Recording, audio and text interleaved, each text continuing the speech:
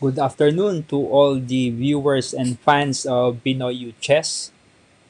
Here we are now again, and today our live stream is about tactics, all about tactics. And why are tactics important? Tactics are important because they allow us to win the game faster uh, without using tactics. Actually, tactics allows us to gain material advantage or immediately checkmate the opponent. So for now, uh, this live stream is about attacking chess with the use of tactics, and we are going to discuss several tactics, and there are four of them, and one of them is discovered attack.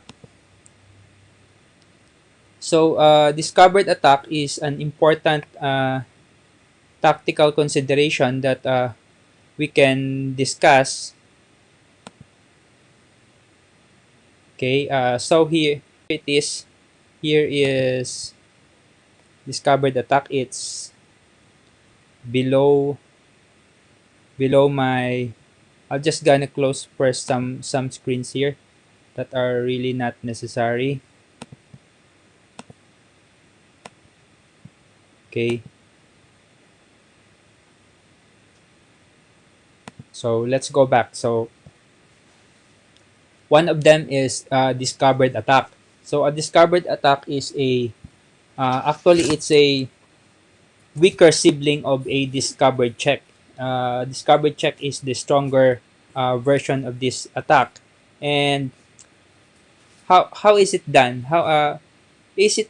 It's done by removing a not an enemy piece but your own piece, and by removing it, you expose your enemy piece or opponent's piece into an attack from your other pieces. Your other, it could be a bishop or a rook or a queen coming from a queen. So it's discovered attacks are much more common than discovered checks. So this is the first one that we shall be discussing, and I would be giving a sample. Actually, this game is I've taken this from a certain book, but I won't mention uh, what game is it so that you would listen here instead of going into Google and googling this particular game. So okay, uh, let's go now to my. I have prepared here a particular position that shows the theme of a discovered attack. So here, white is to move, and it seems that he is also under attack from the queen and the bishop of the black pieces here. So since it is white's turn to move, he could just remove this bishop here. What happened there? And by doing so, he has exposed this rook. So I'm here at Chess UI, and the opponent have actually made a response already. So by doing so, the rook was here at f8 a while ago. The rook was exposed to attack from my rook here at f2, and he can't take this rook at f2 because at the same time, if he does that, my queen would go to g8. So queen g8, and it would be checkmate. That is why he is defending that square by interposing or blocking the path of my bishop. So by doing so, I'm able to capture his queen and thereby winning the game. Yeah, that it's actually very simple, but oh no, I think it's a mistake. Sorry. So I should not have done that, and because I actually would lose the game by doing so. So that's a mistake on my part. I should have set a different response. But what I have shown you is that it's already a win, but I showed you a wrong continuation. So okay, because my back rank is weak, so I cannot take this queen actually. And by taking on the queen, I have removed the threat of checkmate on the g8 square. So instead of taking on the queen, I could just take the rook with my rook. And now I'm threatening checkmate. And the queen cannot deliver anymore a check here because I have interposed my bishop here. So there's no connectivity between the black bishop and the black queen. And it's already checkmate here. So he has to interpose his queen and I deliver checkmate. Oh, there's still one more, but nevertheless, I'm still winning this game. Except for the blunder a while ago. Okay.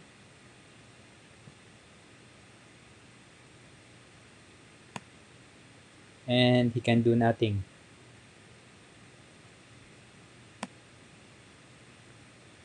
Okay. And then it's checkmate. Okay, so that's the power of a discovered attack. And the next thing that we shall be discussing is a discovered check. So what is a discovered check? So I have another position here. Um, okay, this is it. So a discovered check is actually one of the most powerful tactics out there, and it can really demolish the enemy position very quickly and could result to a resignation if not checkmate. Usually checkmate is inevitable with a discovered check. Okay, and a discovered attack, actually it's a discovered attack coupled with a check. Okay, sometimes, but I think it's not really uh, that way always. So a discovered check occurs only if the piece that is not moved gives a check as a result of another piece getting out of the way. Okay, so let's show this. This is a position that I have uh, that I got from a certain book, and it's black to move here, and it's actually a very powerful demonstration of a discovered check here. So it's bishop h2, and there's no other way but king h1. Okay, so how do we deliver a discovered check here? By removing the bishop, and we could just take whatever piece that, or whatever pawn or piece that the bishop could get its hand to. So the king, the rook could not be taken by the pawn when the king was at h1 because there's a queen here. So in this case, white just resigned. Okay, uh, let's analyze further if we can. Why does why did white resign after this move? Actually, white resigned after making the move here. After black made the move bishop takes e5 because it just could go on and on here, and I could go back here, check, and then I'm now taking the queen. And still, my rook cannot be taken because I could deliver checkmate here. So that's the power of a discovered check. So another position, another type of checkmate that we have is what we call the windmill. So we have here a windmill. If you can see the image of a windmill below the camera there. So a windmill is, this is not the main position. I'm referring to this. The windmill is actually a very powerful uh, attacking tactic. It involves repeated use of a discovered check to win material. So The piece that is moved giving discovered check captures a piece. It then returns to the scene to give a check again, and then also with a check before engaging in a feeding frenzy. Actually, we could show that here in a different position that I have here. So, okay, this is an example of a discovered check that we can discuss. I thought I have prepared a something that I have prepared a smothered mate position here, but it seems that I lost it, and we just prepare one with this stream after this windmill example. So this is an example of a windmill. Okay, so what would happen here is actually the best move here is this position. It's white to move. It's actually white to move, and oh, sorry. Uh, White just made the move bishop h6, f6. I think it came from, I don't know where it came from, but the positions where I get this position, it says that white just made the move bishop f6, but it doesn't mention where this bishop came from. Maybe it came from e5 here. So, and then after making the move bishop f6, white is actually offering his queen at h5. And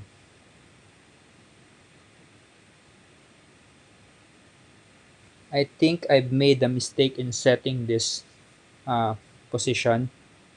Uh, I gonna set the FNN again, but okay. But it's not white to move here. It's actually black to move. So it doesn't allow me because because I've set the FNN wrong. We'll just set up this again. If just show you how to set up a position here. You just go to chess.com/analysis. Okay, and let's just set up that position very quick. Okay,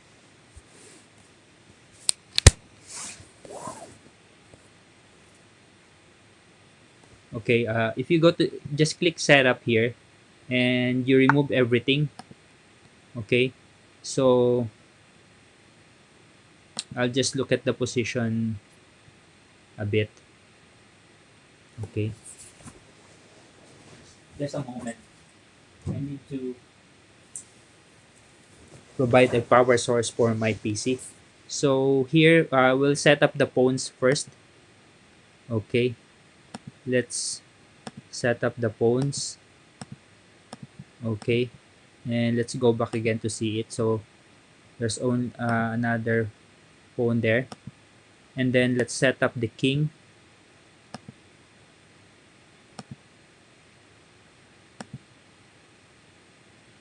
Okay, so we need a knight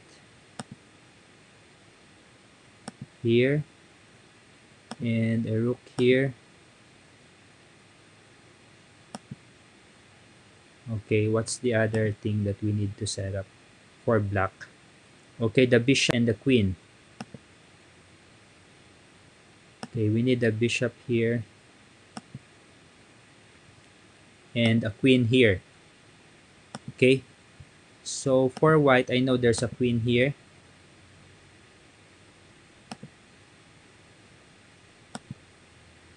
So I made a mistake before. I set this as white to move. Now let's set this as black to move. Okay, so let's see the position of white.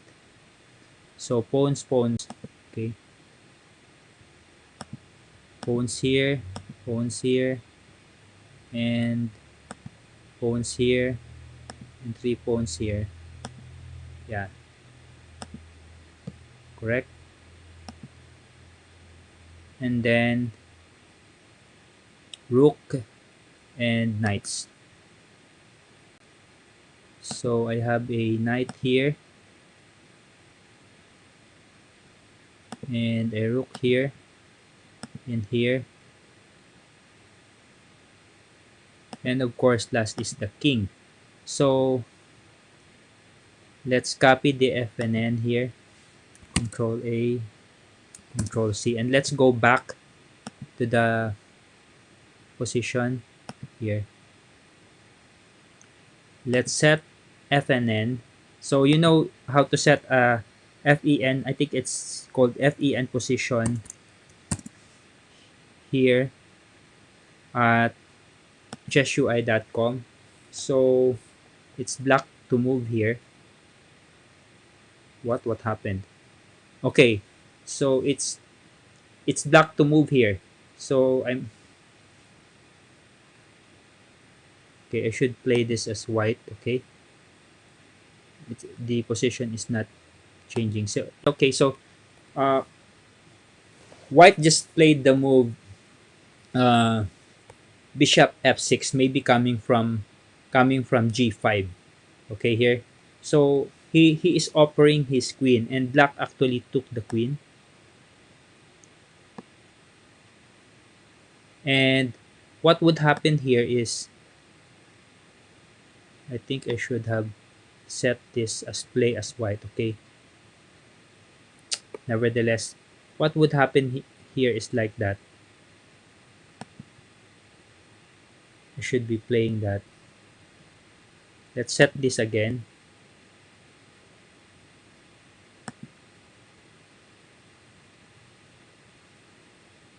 Okay, I want to play this as white, but the problem is the computer would not. Let's just back to this board and do it here. But the problem is we need to load the position. Okay, so I've set this as self-analysis. So what would black do here is to take this queen, and that's a big mistake on his part, because we uh we can set we can set the windmill in motion here. So the windmill would start with this. Rook takes g7 check, and the windmill goes into motion with this check. So no other move here except this one. Okay, king h8, and we now have rook takes f7. But of course, the queen cannot take the rook because the king is under check, the bishop from f6. So what would happen is there's no other move. The king would go back to g8, and now before taking the bishop g7, we're gonna set the windmill into motion again. Let's go back to the crime scene here. And of course, the only move is king h8. Okay? And then we're gonna go rook takes b7. Okay? And then it's check. And there's no other move for the black king again except to go to g8. Right? Okay? And then we can go to make the check again. Okay? And then if it goes back, actually the white rook would grab this a7 pawn there, but that would open the file for the rook. Maybe white could just let that pawn be and not disturb it. And let's go g5. Okay? And king h7. Now we have king h7. And rook takes h5. And we have now king g6. And let's just go rook h3 here. And king takes f6. So let's inventory the position here. What just happened? And then we have rook h6. Just like that. And then king g5. and rook h3. Actually, black the black pieces recovered his important. Uh, it's just equal in terms of the rooks and the knights. But however, look at the pawn. Is we were able to destroy the pawn structure of black with what we did. We're able to recover the queen sacrifice. So you see the power of the windmill tactic there. Okay. So we now go to the smothered mate tactic, which is also a very powerful, and this type of tactic always appears in tournament play. So let's set up this again, and let's go set up a position to analyze. Actually, this is one of the games of Paul Morphy versus an amateur. Okay, let's just wait for the browser to refresh. It's actually my browser goes like this whenever I'm live streaming. So don't worry, and in a couple of weeks I'll be having a more powerful subscription. Maybe right now I'm 20 to 25 Mbps, and I'm gonna change that to at least 50 or 100 depending on availability of plans from PLDT or Converge. So let's remove everything here. Okay, let's clear the board. It's cleared now. And okay, I need a pawn here. Pawn here. What just happened? Pawn there, pawn there.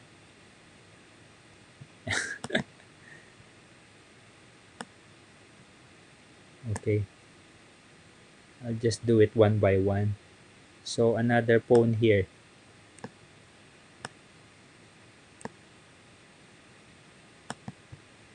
So pardon me for the slow response of my browser here. Pawn, pawn disappeared. Okay, then I'll have the queen. Then I'll have a bishop. And another rook. And a king.